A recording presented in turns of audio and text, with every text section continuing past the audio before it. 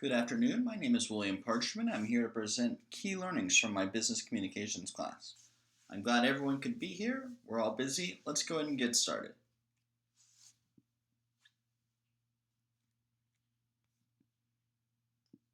The agenda for today can be seen on the screen. We'll go through 5 key areas of business communication and what I learned about them through my course.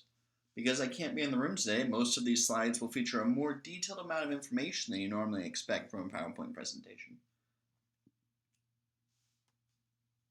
First, let's talk about business writing as it compares to other styles. The primary takeaway for business writing is that it should be goal-oriented. The best way to communicate this goal is to follow a 3-step process. Plan your writing, adapt your message to your audience, and compose it, and then revise, edit, and distribute your writing. This is a bedrock principle of business writing and can be utilized in almost every type of business writing. My knowledge of this will be beneficial to the entire company because I will be able to be a more successful communicator within the business. The basic principles of business writing are applicable to almost every channel and type of business writing. Next, let's discuss business meetings. An effective business meeting should have a well-defined purpose that identifies what a successful outcome looks like. The meeting should have a specific group of participants that are fundamental to the success of the meeting. Care should be given to avoid unnecessary attendees because this can bog down a meeting with extra people in the room and waste everyone's time, including those who are unnecessarily in the meeting. A venue and a time should be selected that allows for all attendees to be present and fully engaged. Finally, when conducting the meeting, it's important to stick to your agenda. You should determine what you really need from the meeting, which issues are most relevant and to whom, and have all the required information prepared and accessible. No one likes to attend a meeting where no one knows what's going on and you have to constantly search what you really need to accomplish. Our next area of focus is business research. This is best understood as a 5-step process.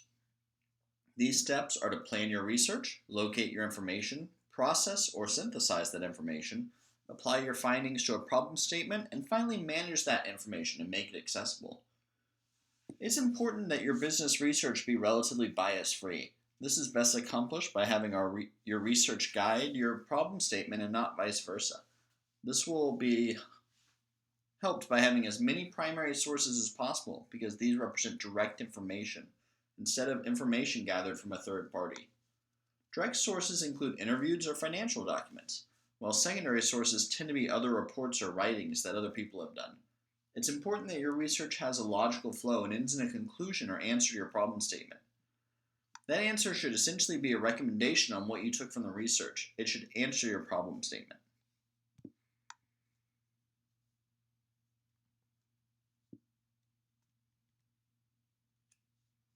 Our next area of focus is online business communication.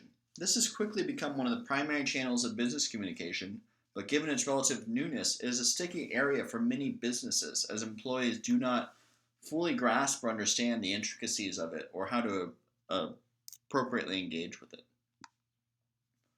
Online communication can take many channels: email, text messaging, web content, social network, and even apps on your iPhone. Every one of these channels has its own benefits, purposes, and appropriate use. The kernels of business communication largely follow the same process as business writing.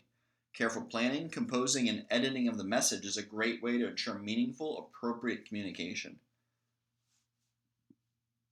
My knowledge of business communication online and digitally is perhaps the most important aspect of what I've taken from this course.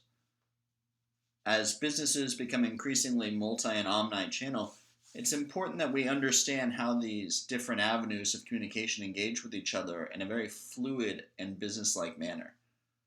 Understanding of processes and policies and benefits of digital communication is essential for companies' employees to maximize modern communication tools. I feel this has been one of the biggest takeaways I've taken from the course. Finally, let's talk about business proposals. These differ from business research in that the proposal is a specific request for a decision or action. Instead of summarizing or identifying a problem, you're requesting a specific action be taken. When creating a business proposal, it remains important to use the 3-step process. This helps keep the proposal streamlined and on message. Great business proposals should include information about why you're making the proposal, what people or resources you need to be successful, and what the benefits will be to everyone involved. I appreciate everyone being able to be here today and listen to this slide. Ultimately, as business communication continues to take more forms, it becomes increasingly important for businesses and their employees to take a multi-channel approach to understanding communication, how it can maximize the benefits to the business. Through the knowledge I've gained from this course, I've been able to gain a lot of understanding about what business communication should look like in its many forms, and how those forms, while blending together, show distinct nuances and differences.